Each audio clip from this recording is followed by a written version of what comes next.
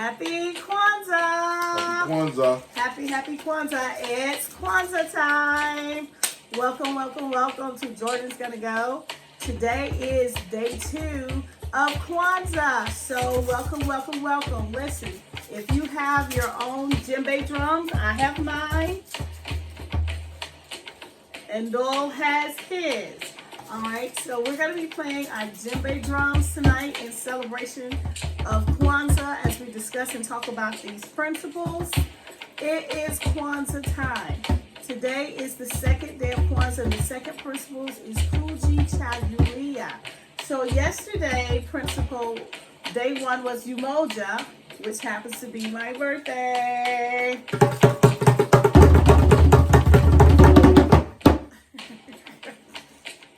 Alright, so with Umoja is unity, togetherness. So with Umoja, you have the spirit of unity and togetherness. So on the day 1, either an elder in the family or a child in the family, as you gather, will come and light the first candle on the Kinara.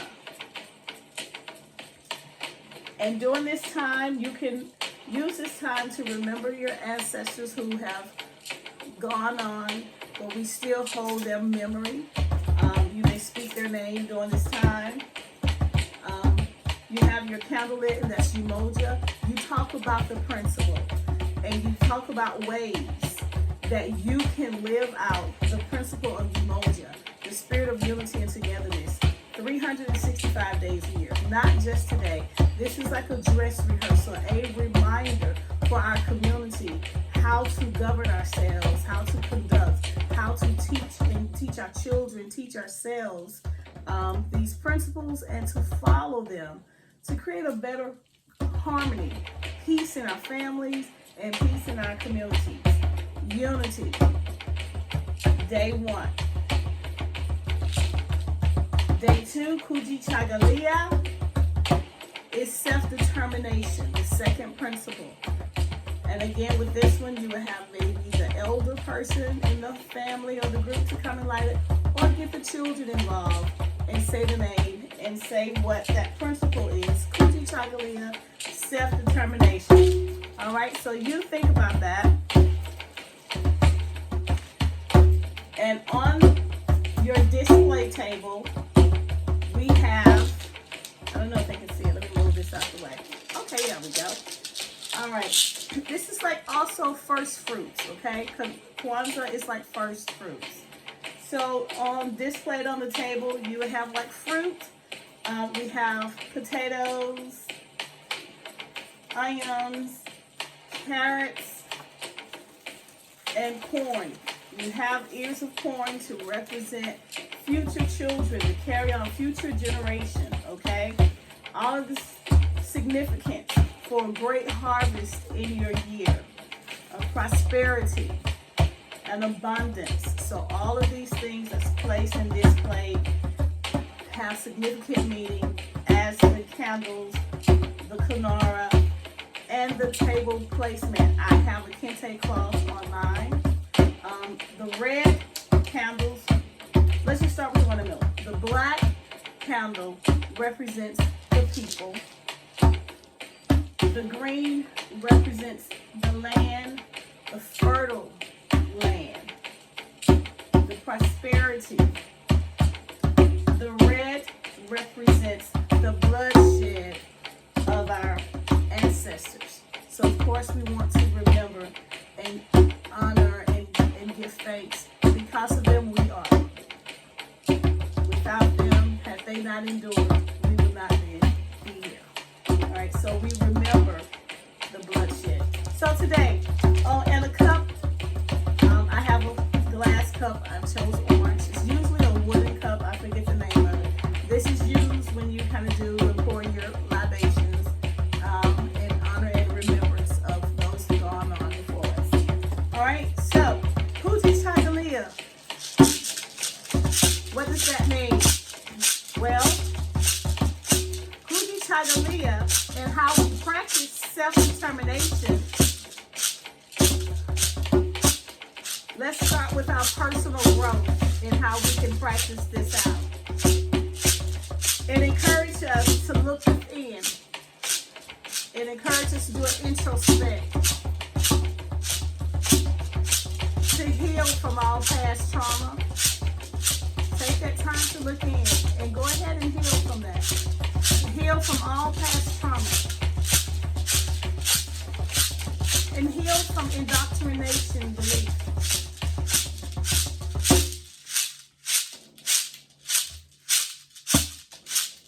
So just pause a minute and choose and decide, I'm going to let the trauma go. I choose to heal from that. It's no longer serving me. I am not going to be defined by our past, by the negativity, by the hurt, by the blood that was shed. I'm going to move forward to greater and better. The indoctrinations and beliefs. Yes, we can all be mad, we can all be angry, we can all be upset, but what does that get us? Now we can self-determine and decide and choose for ourselves. The negative names that we've been given, we can now name ourselves. Let's move to community building. How can we practice Kujichagulia? Community building. We tell our own stories. It's time to tell our own stories. Tell it to our children when they want to hear it, when they don't want to hear it, when they're coming and going, rising, sitting, eating. Tell our own stories. And create our own cultural standards. There's some standards and some ways that we've gotten away from, and that has caused us great hurt, harm, and damage in our families, in our communities. We were once a people that were united, unified. We could work together. We were the village. It's time to get back to the righteous ways. And lastly, symbolism. The red candle that we lit for this day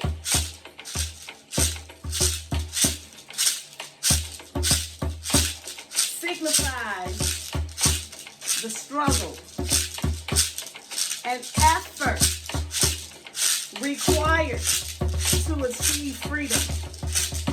Let's just pause right there. Signifies the effort and the struggle of our ancestors required to achieve freedom and self-determination. And the work continues today. We continue the work today. Reinforcing, okay? There is no progress without struggle. That's a quote from the late Frederick Douglass.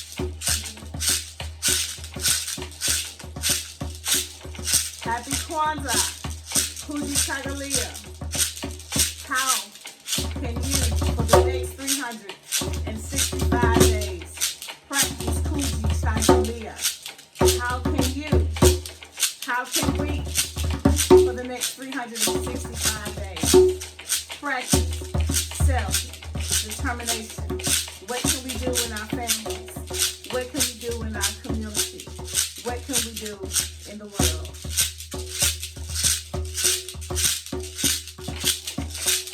Happy Kwanzaa.